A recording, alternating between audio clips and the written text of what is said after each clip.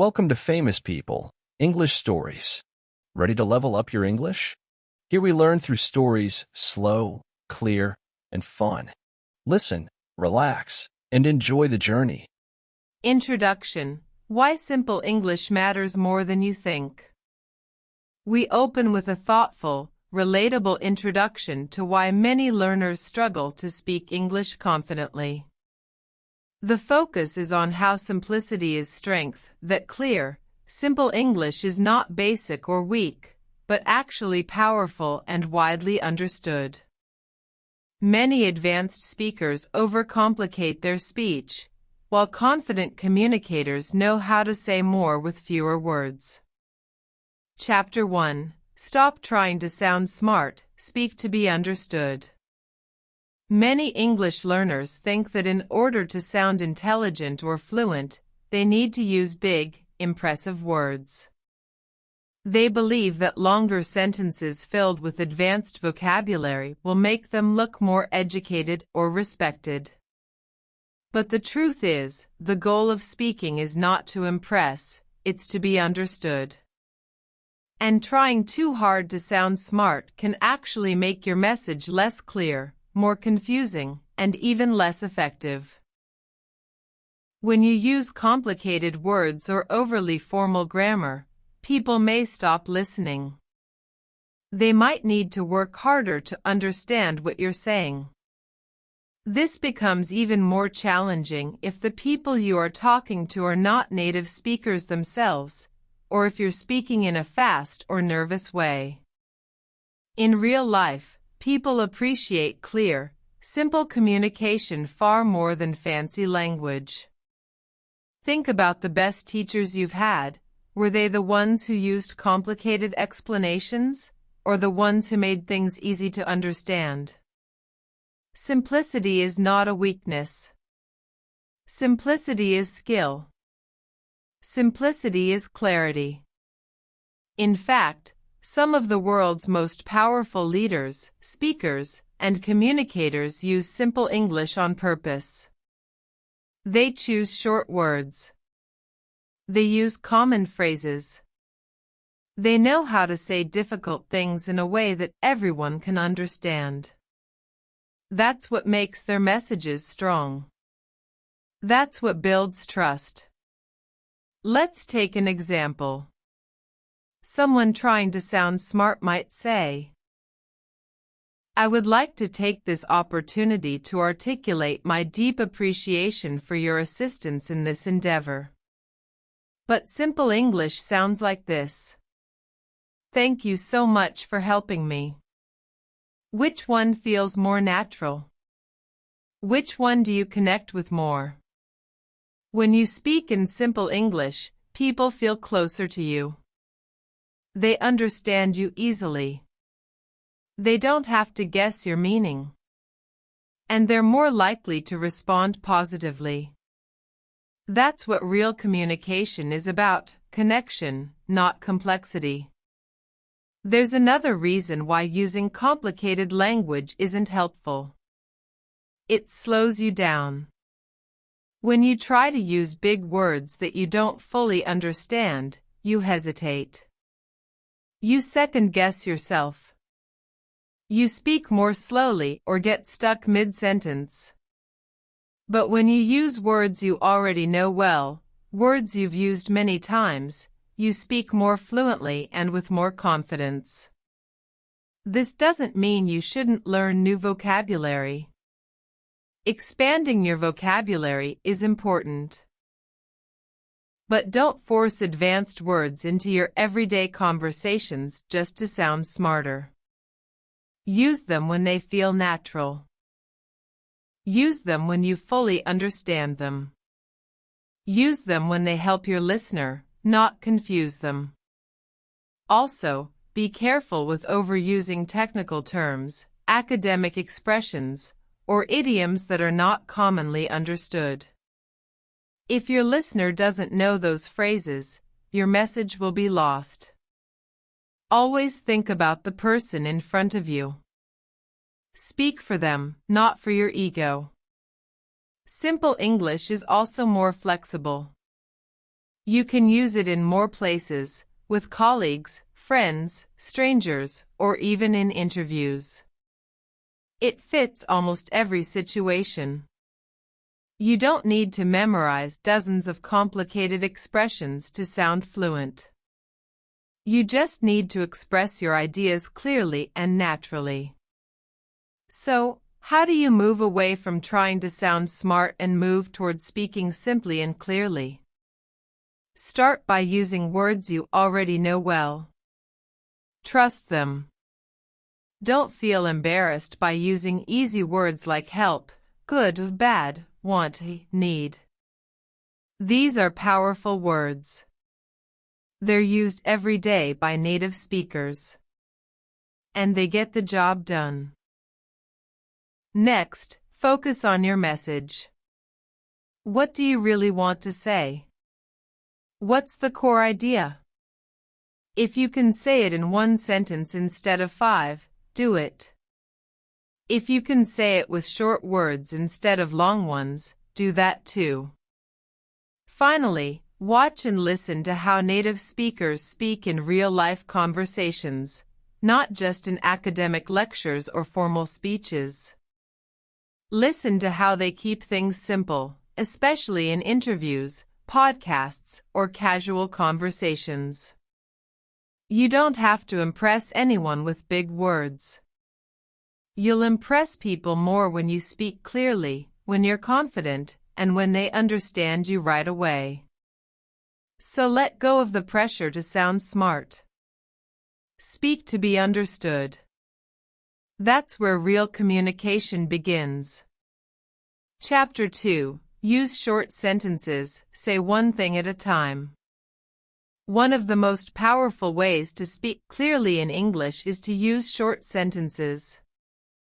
Short sentences help your listener understand you quickly. They reduce confusion. They keep the conversation moving.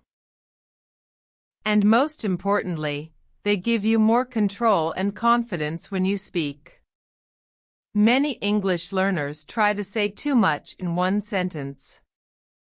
They link multiple ideas together using long connectors, like however, nevertheless, as a result, or in order to. While these words are useful, they can also make your speech heavy and harder to follow, especially when you're still learning or speaking under pressure. Let's look at an example.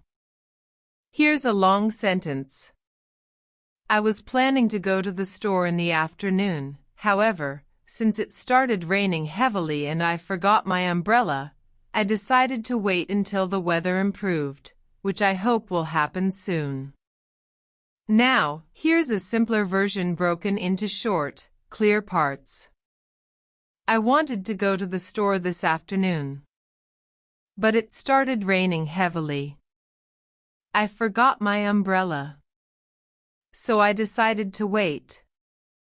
I hope the weather gets better soon. Which one feels easier to follow? The second version may sound basic, but it does something important. It delivers information clearly and step by step. Your listener doesn't have to hold too much in their mind. Each idea is presented one at a time. That's the secret to effective communication. Using short sentences doesn't mean you sound childish. It means you're being direct. In fact, many famous writers and speakers use this technique. Journalists, for example, often write in short, punchy sentences because they know readers and listeners get tired quickly. Here's the truth. Most people don't remember long sentences, but they remember clear ideas. And short sentences make your ideas memorable. When you speak in short sentences, it also gives you time to breathe, to think, to correct yourself if needed. You're less likely to make grammar mistakes or lose track of what you were saying. Speaking in short sentences is a kind of safety net. It catches you before you fall into confusion or frustration. Another benefit of using short sentences is rhythm. When your speech has a steady rhythm, short sentences, clear pauses, it sounds more natural. People will find it easier to follow your ideas. It's the same way music works. Clear rhythm makes the experience smoother and more enjoyable. If you're not sure how to practice this, start by writing a few thoughts down in your notebook or phone. Pick a topic, like my weekend, my favorite movie, or my daily routine. Then write 5 short sentences about it. Read them out loud. Notice how they feel. Here's an example with my weekend. I stayed home this weekend.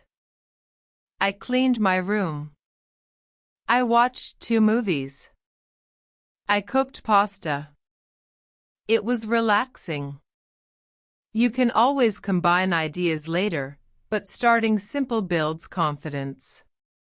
Once you're used to speaking in short sentences, you can begin to link them naturally.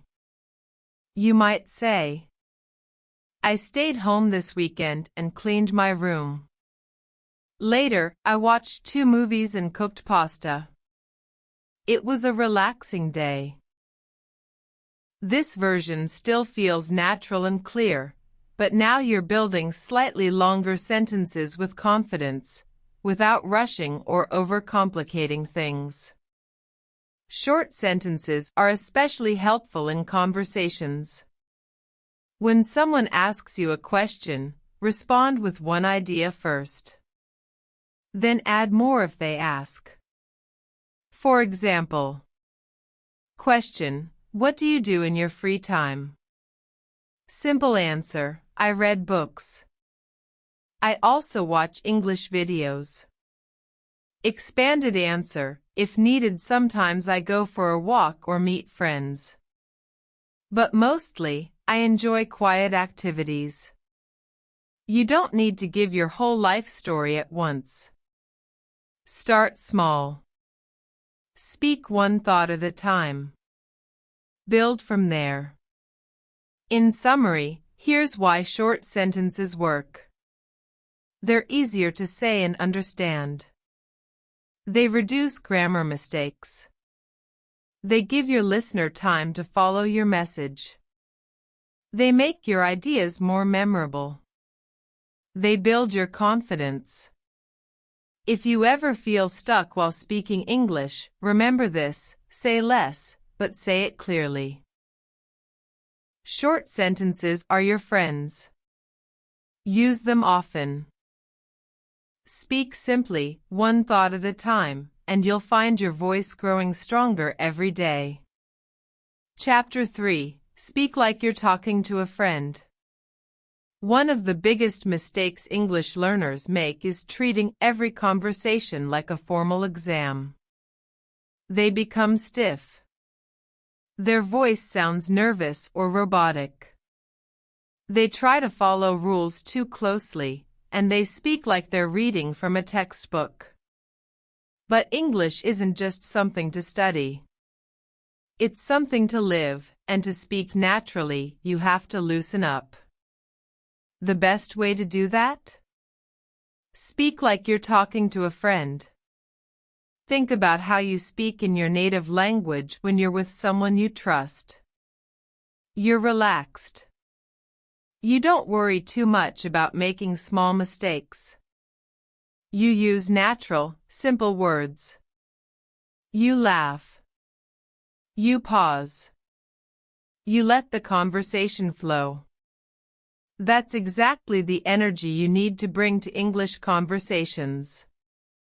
When you imagine you're talking to a friend, everything changes. You stop trying to sound perfect. You stop trying to impress. You start focusing on connection instead of correction. And connection is what language is all about. Many English learners freeze up when they speak because they're trying too hard to be correct. They're afraid of making mistakes, so they speak less. Or worse, they stay silent. But if you were talking to a close friend, would you worry that much? Probably not. You'd just say what you want to say, in your own way. Speaking like you're talking to a friend also changes your tone. Your voice becomes warmer. Your rhythm becomes smoother. You start to sound more confident, not because your grammar is perfect, but because your presence feels real. Try this the next time you practice English. Imagine you're talking to someone who cares about you. Someone who is patient and wants to understand you. Even if you're just speaking to yourself, keep that tone kind, relaxed, human. That tone does more than good grammar ever could. This mindset shift helps you in real conversations too. When you treat others like friends, they respond the same way. They become more open. They speak more clearly. They slow down and listen better. Why? Because people don't respond to perfection, they respond to authenticity. Of course, this doesn't mean being careless or using slang in professional settings. It means adapting your speech to feel natural. You can still be polite and clear while being relaxed and human. In fact, many professionals, doctors, teachers, business leaders speak in friendly, warm tones. They don't use difficult words to sound important. They use easy words to make others feel comfortable. Here's a simple comparison. Textbook English. I would like to inquire about the status of the project which was discussed in the previous meeting. Friendly English. Hi, just checking in. Do you have any updates on the project we talked about? The second version is still professional, but more natural and easygoing. And most importantly, it's how people actually speak. If you're not sure how to sound more natural, listen to how native speakers talk in real life. Watch interviews, vlogs, casual podcasts, or conversations in movies and TV shows. Notice how they use tone, body language, and small expressions to keep things friendly and flowing. You'll hear things like, "Hey, how's it going?" "No worries. That sounds good to me. What do you think? Let's figure it out together." These are simple phrases, but they carry warmth. They show that you're not just using the language, you're living it. Another tip, practice speaking out loud when you're alone. Talk about your day. Explain something you enjoy. Describe your plans. But always imagine you're talking to someone who understands and supports you. This helps build your emotional connection to English. And that emotional connection is what brings your words to life. You don't need to be a perfect speaker to have a great conversation.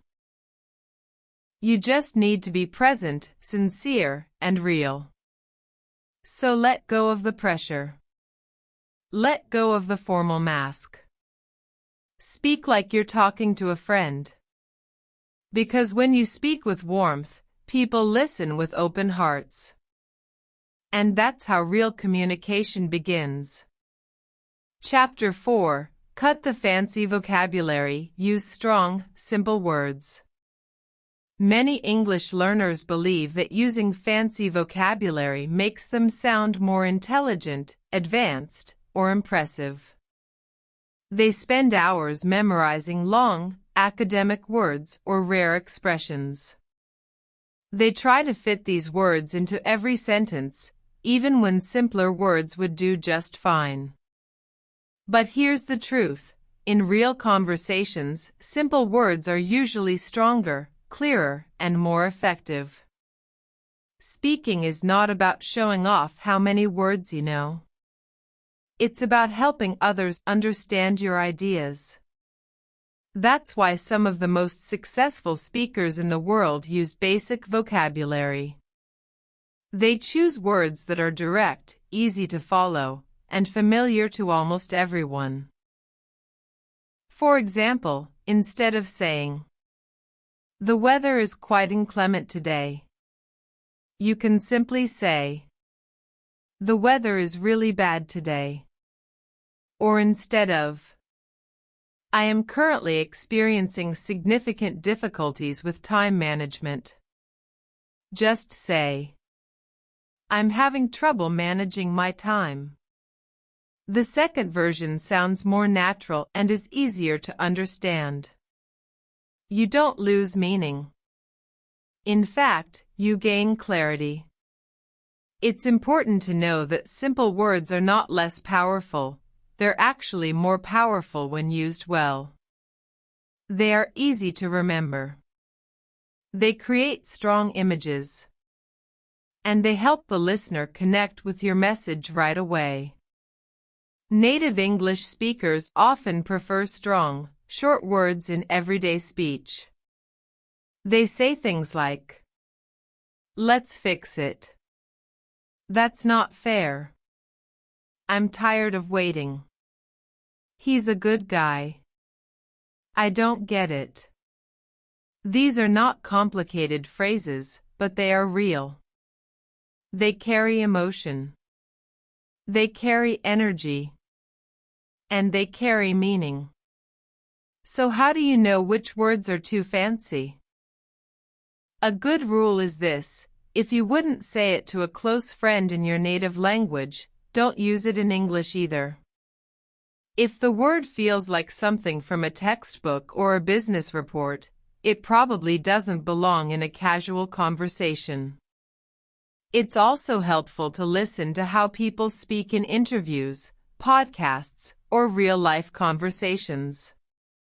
You'll notice that they rarely use words like utilize, commence, subsequently, or endeavor, unless they are speaking in a formal setting. Even in business, most professionals now prefer simple, direct language. If you've already learned some complex words, that's great, but save them for the right moment. Don't force them into every sentence. Let them come naturally when you're ready and when they truly fit. Here's an example of how fancy language can create distance. Too formal.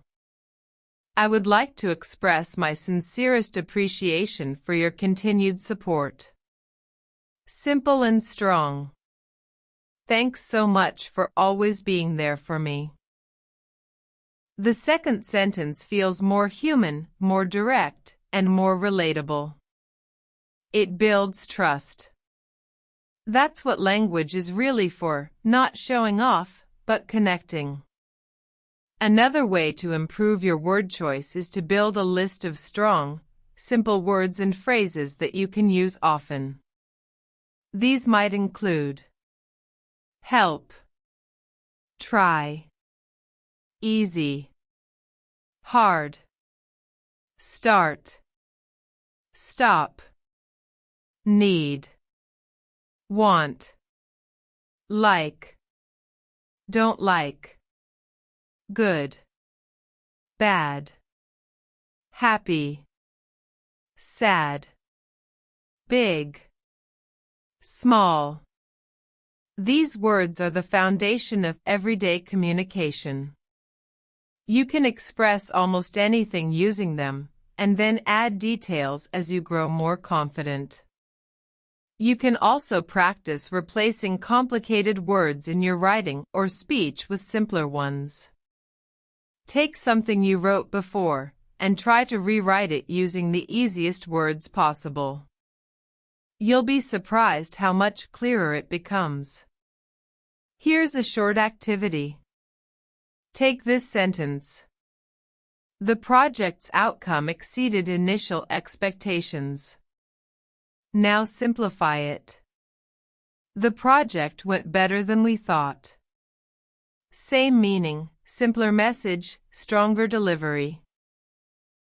In the end, the goal of speaking is not to look smart. It's to be heard.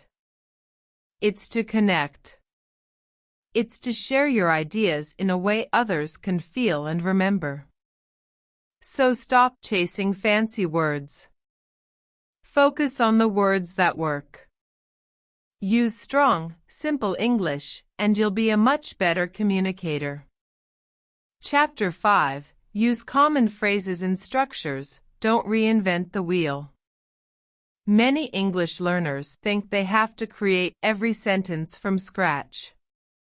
They try to build complex ideas word by word, worrying about every detail of grammar and vocabulary. This leads to hesitation, mistakes, and frustration. But here's the truth: fluent speakers don't build every sentence from zero. They rely on common phrases, expressions, and sentence patterns they've heard 100 times before. In other words, they don't reinvent the wheel, they use the tools that already work. English has thousands of simple, repeatable phrases that native speakers use in everyday conversations. These are sentence patterns that are easy to remember, easy to use, and help you speak smoothly. Once you learn these patterns, you'll stop second-guessing your sentences.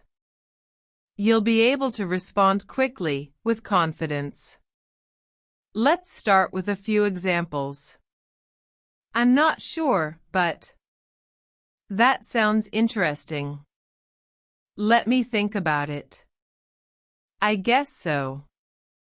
Can you help me with this? I don't know how to say this, but... What do you mean by that? It depends on... The thing is... I've never thought about that before. These are short, powerful phrases you can use in conversations without overthinking. They're not advanced. They're real. They work because they reflect how people naturally speak. Let's look at how sentence structures can make speaking easier. Instead of building this sentence from scratch, I believe that studying English consistently can lead to long-term improvement. You can use a pattern like, I think that something happens. I think that studying English helps a lot. Or even shorter. Studying English really helps. The beauty of using common patterns is that once you know them, you can change only the last part to say something completely new. Let's take the structure. I don't really like. You can say, I don't really like spicy food. I don't really like working late. I don't really like driving in the city. The first part stays the same, and you just swap out the last part. This makes speaking easier and faster. You don't have to rebuild the grammar. You just plug in the idea. Another helpful structure is, I'm used to. Examples. I'm used to waking up early. I'm used to speaking in front of people. I'm used to cold weather. Or this one. I've been. Examples. I've been learning English for 2 years. I've been watching a new show. I've been feeling tired lately. These patterns help you sound fluent because they are automatic. They remove the stress of decision-making while speaking. They also make your English sound more natural, like the way real people talk, not just how books explain grammar. So how can you start learning these patterns? Step 1 is to listen. Pay attention to how native speakers talk in everyday situations, on YouTube, in podcasts, in interviews, or in conversations from TV shows. Notice the sentences they repeat. Focus less on individual words and more on how those words work together. Step 2 is to practice those patterns by speaking them aloud. Don't just read them. Say them. Use them in your own sentences. Record yourself. Repeat them until they feel automatic. Step 3 is to write them down. Create your own personal phrasebook, a small notebook or a digital note where you collect useful patterns you hear. Review it often and use those phrases in real conversations. Here's the key: you don't need hundreds of different phrases to speak well. Start with 10. Learn them deeply. Use them often. As you get comfortable, add 10 more. You'll find that many conversations, especially everyday ones, are built with a surprisingly small number of patterns. Let's imagine a simple conversation with only a few structures. Person A: Hey, how's it going? Person B: Not bad. I've been a little busy lately. Person A: Same here. Work's been crazy. Person B: Tell me about it. I just want a break. That short conversation uses very basic patterns, but it sounds real, natural, and fluent. This is the goal, not perfection, but ease and connection. You don't need to invent new ways to say everything. Let English do the work for you. Learn the patterns that already exist. Practice them. Use them. Speak smarter, not harder. Use what works. Use what's common. Use what's real.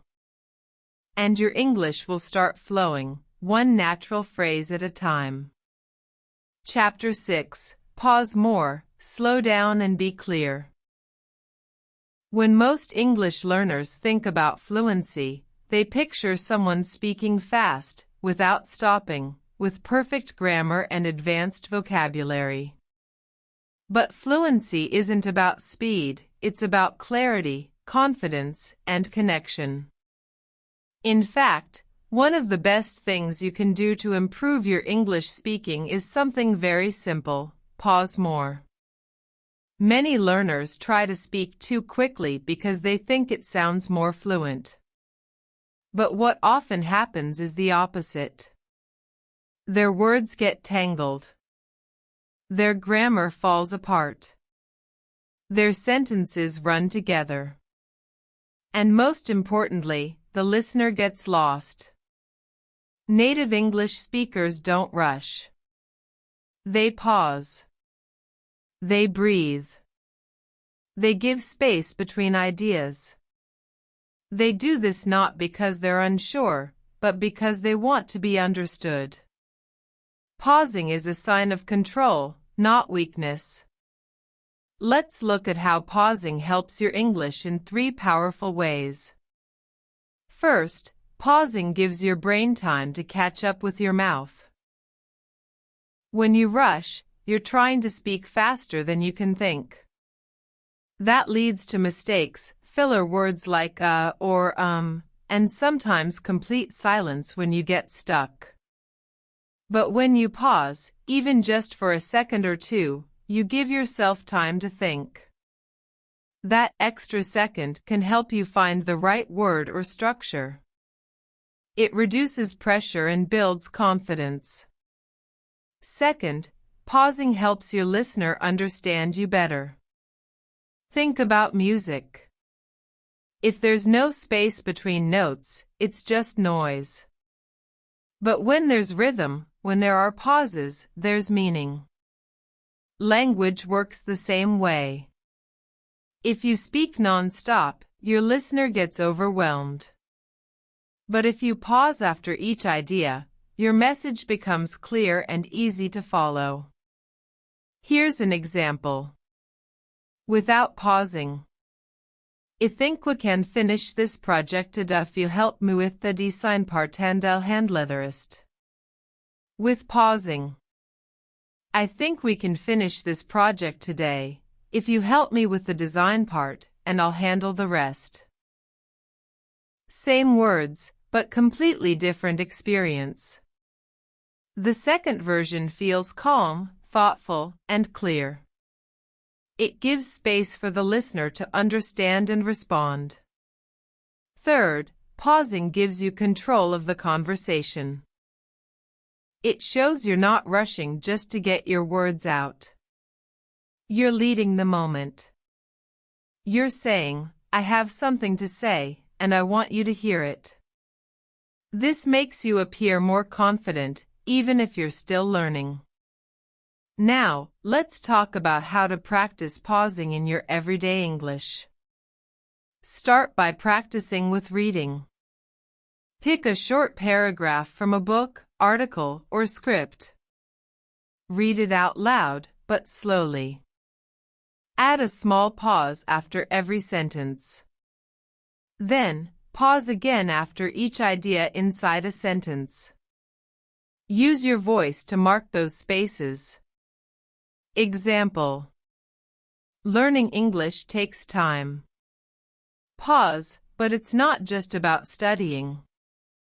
Pause, it's about using it.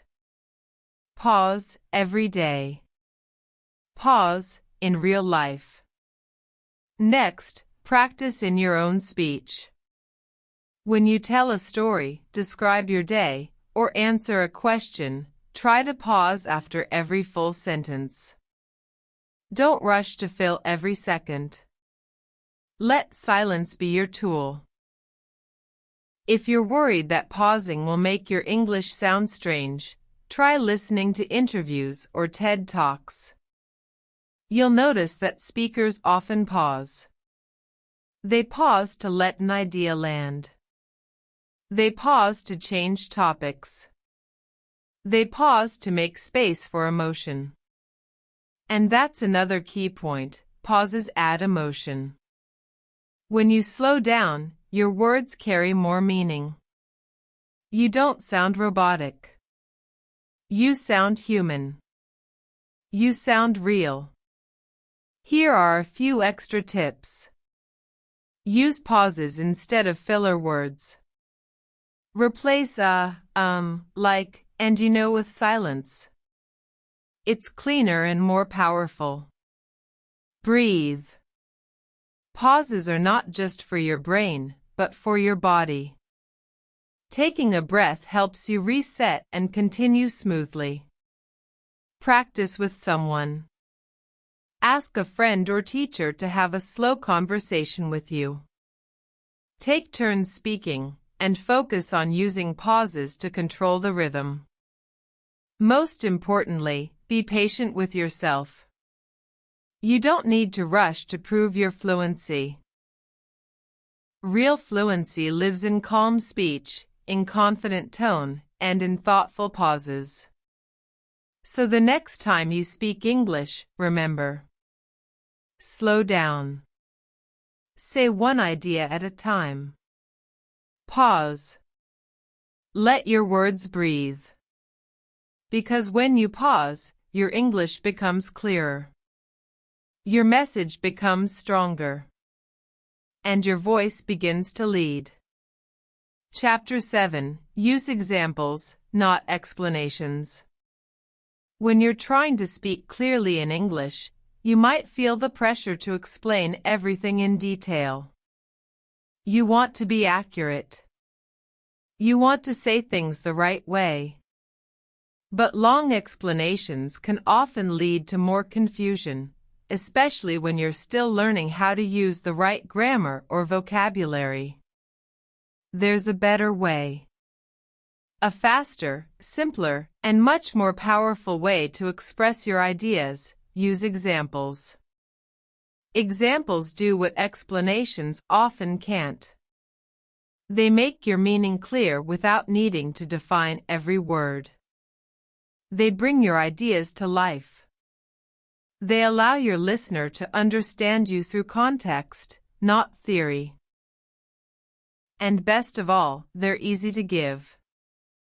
Let's start with a simple idea. Imagine you want to explain the word lazy. You could try saying, lazy means someone who doesn't like to work or doesn't do things on time because they don't feel like it, or they're always tired, or they avoid doing anything difficult. That explanation is long, full of grammar traps, and maybe still confusing. Now try this instead. My brother never helps with cleaning. He just watches TV all day. He's lazy. This example gives the same meaning, but in a way that is clear, real, and memorable. The listener immediately understands the word lazy by seeing it in action. You didn't need a perfect definition.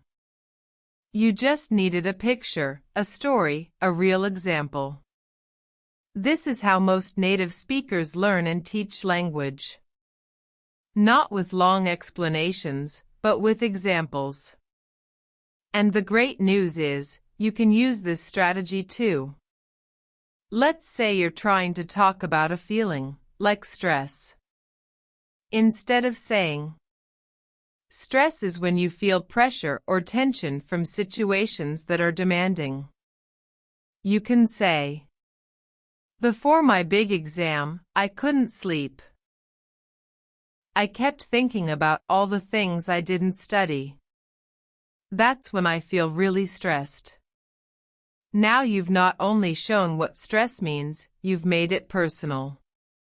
You've connected it to a real moment. That's powerful communication. Using examples is especially helpful when you're trying to explain abstract ideas or opinions. If you say, I believe hard work is important, that's fine. But if you follow it with an example, it becomes stronger. I believe hard work is important. Last year, I studied English every day, even when I didn't feel like it. After 6 months, I could speak more fluently. That's why I believe it matters. Notice how the example supports the message. It's not just an opinion, it's a story. And stories stay with people longer than explanations. Another benefit of using examples is that they simplify your grammar. Explanations often need difficult sentence structures, relative clauses, conditionals, advanced vocabulary. But examples let you use clear, direct sentences. When I'm tired, I drink coffee. She always checks her phone during meetings.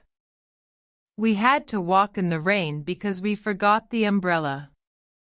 These are small stories, and they're easy to understand. They show what happened instead of explaining it. To make this a habit, here's what you can do. 1. Practice turning explanations into examples. Take any new word you learn and think of a real-life situation where it applies. Instead of saying, generous means giving more than expected, say, my friend gave me her ticket when I didn't have money. She's very generous. 2. Use personal stories. People connect with personal experiences. When you talk about your life, your mistakes, your memories, your feelings, your English becomes more real. You don't have to be dramatic. Even simple stories work. 3. Listen to examples in real conversations. Watch interviews or podcasts in English. Pay attention to how speakers use examples. You'll notice they often say, for example, let me tell you what happened, or, like the other day, this is how real English works. Learn from it. 4. Build your own library of examples. Keep a notebook or phone note with your favorite personal examples. You don't need hundreds, just a few for common ideas: work, family, school, stress, travel, goals, habits, and feelings. Use them again and again. In every conversation, think like a storyteller. Ask yourself, can I show this instead of explaining it? That shift will make your English feel more alive, more natural, and more memorable. So the next time you don't know how to explain something in English, don't panic. Just give an example. Because examples are the bridge between language and understanding. And when people understand you, you build trust. That's the heart of real communication. Chapter 8. Think in English, stop translating in your head. One of the biggest reasons English learners struggle to speak fluently is that they try to translate every sentence from their native language into English. It feels safe. It feels familiar. But this habit creates problems: slow speech, incorrect grammar, strange word order, and a lack of confidence. To speak English naturally and simply, you have to stop translating. You have to start thinking in English. Now, this doesn't happen overnight. It's not a switch you flip. But it is something you can train, like a muscle. The more you use it, the stronger it gets. Why is thinking in English so important? Because translation is not exact. Every language has its own rhythm, structure, and cultural context. When you try to translate your thoughts word for word, your sentences often sound unnatural. What works in your native language may not work in English. Thinking directly in English helps you build sentences that sound right. It also helps you respond faster in conversations. Think of it this way: when you think in your language, then translate, then speak, it's like running a race while stopping at every step. But when you think in English, you move smoothly. You're not stopping. You're not questioning every word. You're flowing. Let's break this down into simple steps you can follow to start thinking in English. Step 1. Start small. You don't need to think in full sentences right away. Start with simple words. For example, when you look around your room, name what you see in English: chair, window, book, phone. Then add short phrases: blue chair, open window, my favorite book. This sounds basic, but it trains your brain to connect objects and actions with English words directly, not through your native language. Step 2. Use simple thoughts. Try to think basic thoughts in English throughout your day. For example, I'm hungry. Time to go to work. It's cold today. I like this music. You already think these things during your day. Just start thinking them in English. You don't have to say them out loud, though that helps too. Just shift the inner voice in your mind.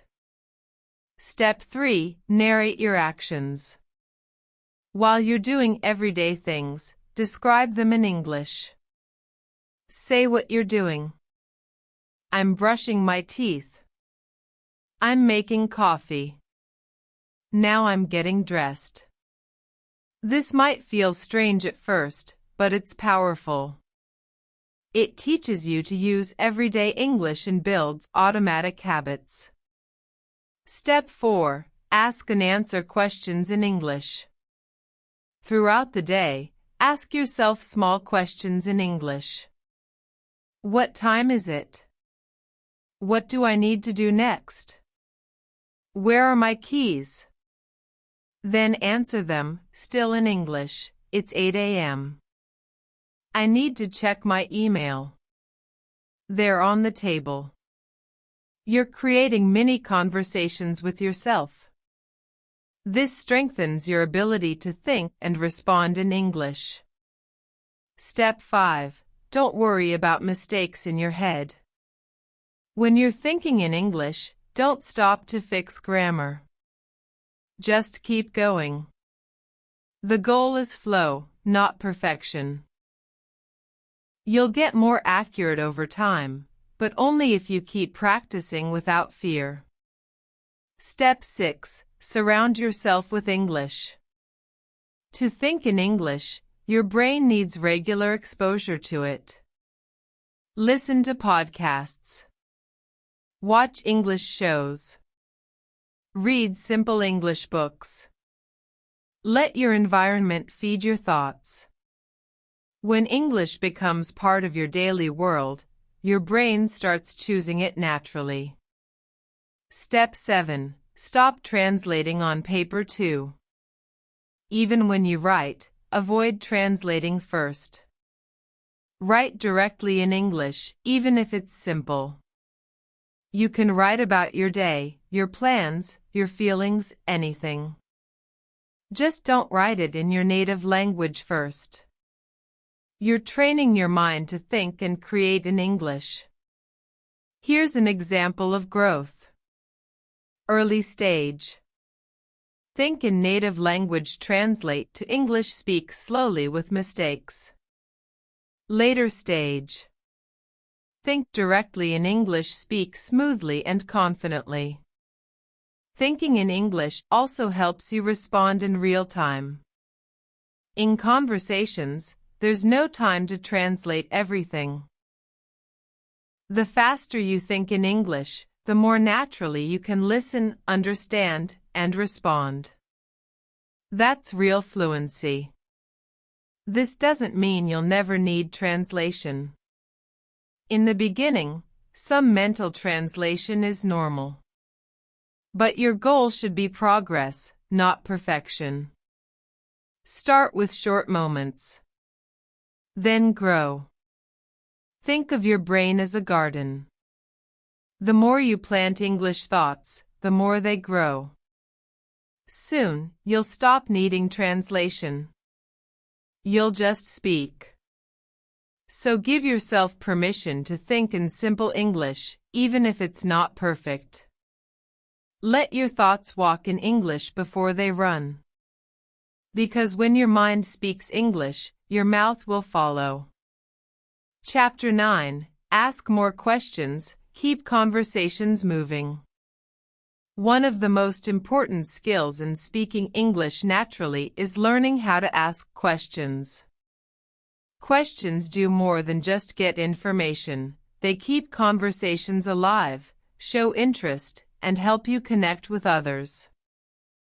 When you ask questions, you invite the other person to share, and this makes speaking feel less like a test and more like a friendly exchange. Many English learners focus only on answering questions. They wait for someone to ask them something and then try to give the right answer. But real conversations are a two-way street. To speak well, you need to become comfortable asking questions too. Asking questions gives you several powerful advantages. First, it buys you time. When you're nervous or unsure what to say next, asking a question shifts the attention to the other person. This gives your brain a moment to relax and plan your next response. Instead of feeling stuck, you're leading the conversation. Second, it shows you care. When you ask about someone's day, their opinion, or their experiences, you show that you're interested in them. This builds trust and makes the other person more willing to listen to you. Third, questions help you learn. When you ask for explanations or examples, you improve your own understanding of English. You get new vocabulary and sentence structures from real conversations. So how do you ask questions in simple English that feel natural? Start with the basic question words. Who? What? When? Where? Why? How? Use these to ask about people, things, times, places, reasons, and methods. For example, what do you like to do on weekends? Where do you live? How do you learn English? Why do you enjoy your job? Don't worry about making every question perfect. Focus on being clear and polite. You can also ask yes/no questions, which are simple and effective. Do you like coffee? Are you from this city? Have you seen that movie? Can you help me with this? Remember to use rising intonation at the end of yes/no questions so your listener knows you're asking. Another helpful tip is to use follow-up questions. When someone answers your first question, ask something related. For example, Person A, I like to read books. You, what kind of books do you like? Person A, I like mysteries. You, who is your favorite author? This shows that you're listening and interested. If you don't understand the answer, it's okay to ask for clarification. Can you say that again, please? What does that mean? I don't understand. Can you explain? These questions keep the conversation going and give you a chance to learn. Practice asking questions in your daily life. When you meet someone new, try to ask at least 2 questions during your talk. If you're practicing alone, imagine a conversation and ask yourself questions, then answer them. Using questions also helps balance speaking and listening. If you do all the talking, the other person may feel overwhelmed or bored. But if you ask questions, you create space for both people to share. Finally, asking questions helps reduce the fear of silence. Instead of worrying about what to say next, you guide the conversation naturally. Conversations aren't tests, they're journeys. To sum up, here are some simple steps to use questions effectively. Use basic question words to get information. Ask yes/no questions for quick answers. Follow up with related questions to show interest. Ask for clarification when needed. Practice asking questions daily. Use questions to keep the conversation balanced and natural. By making questions a regular part of your speaking, you'll find conversations flow easier. You'll feel more confident. And you'll build stronger connections with people.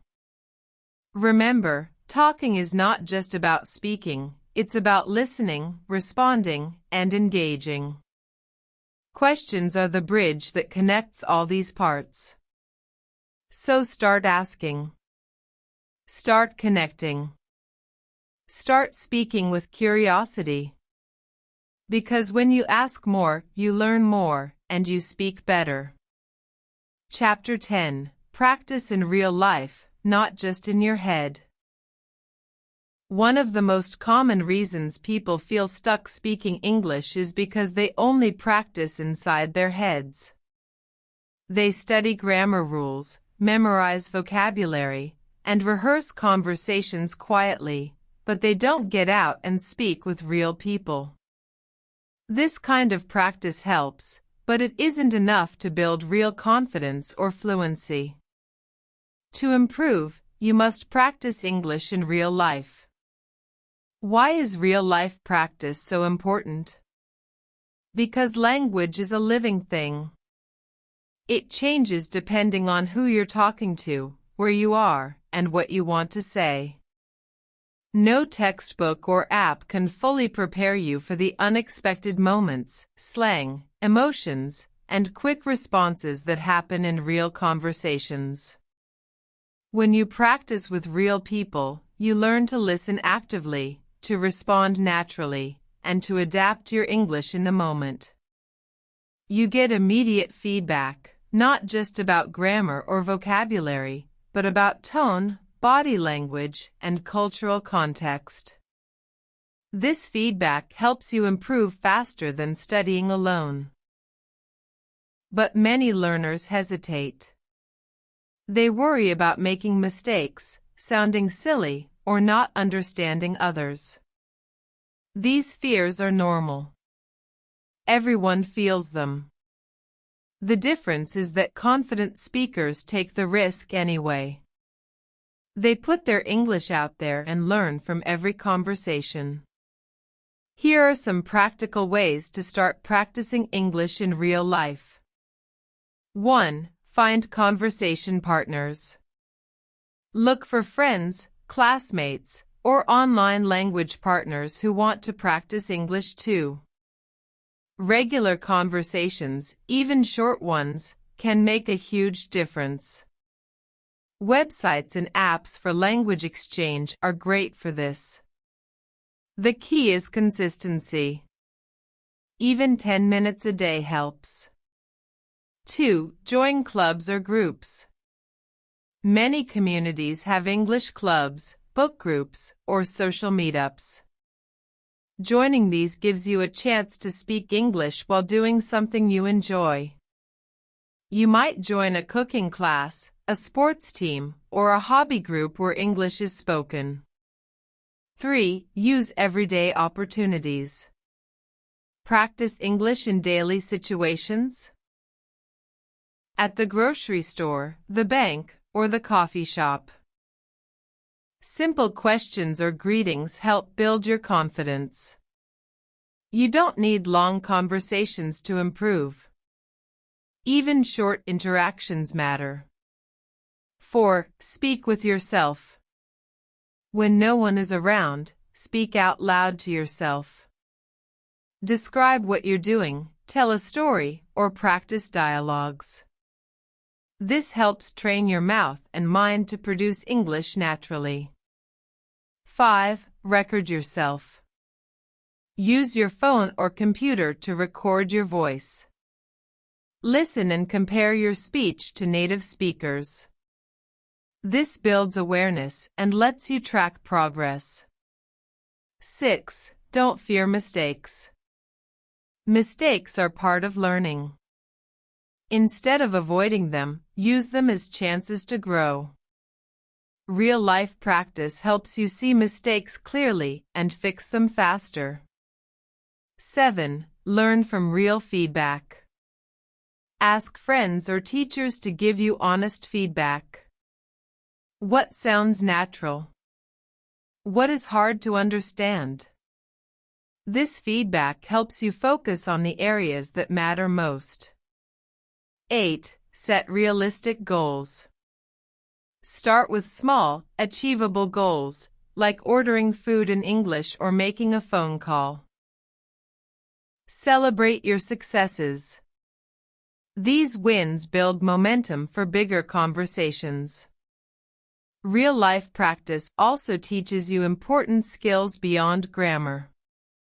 How to handle misunderstandings. How to ask for repetition or clarification. How to change topics smoothly. How to use gestures and expressions. How to listen actively. These skills are rarely found in books, but they are essential to real conversations. Remember, language is a tool to connect with people. The more you use it with real humans, the stronger your skills become. So if you want to improve your English, don't wait for the perfect moment or perfect teacher. Start now. Speak with someone, even if it's just a few sentences. The world is full of people ready to listen and help. Practice in real life. Make mistakes. Learn. Grow. Because real fluency happens outside your head, in the messy, wonderful flow of real conversations. Conclusion: simple English is confident English. Throughout this video, we've explored the powerful idea that speaking simple English is the key to confident communication. You don't need to know every complicated word, or speak perfectly without mistakes, to be understood and to connect with others. What matters most is clarity, connection, and the courage to speak. Simple English allows you to express your thoughts clearly. It helps you break down big ideas into manageable pieces. It makes your message easy for others to follow, and that's the real goal of language. Remember these core ideas.